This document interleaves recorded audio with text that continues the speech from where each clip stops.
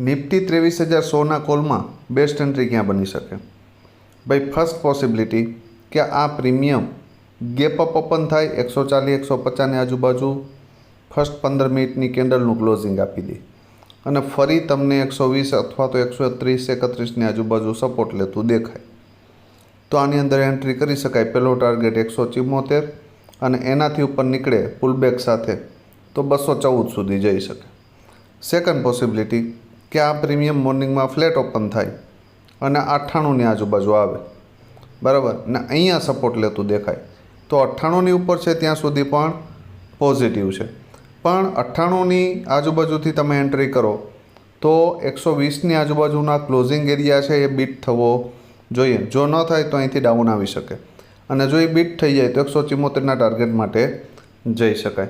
Third and last possibility કે જો મોર્નિંગમાં 98ને break કરી દે તો આની રાહ આપણે 36ની આજુબાજુ જોશું અને આ એરિયામાંથી એન્ટ્રી થાય તમારી તો અહીંયાથી કમસે કમ 2x પ્લસના ટાર્ગેટ મળી શકે. મતલબ કે 58 અને એનાથી ઉપર 75 અને 98 સુધીના ટાર્ગેટ મળી શકે.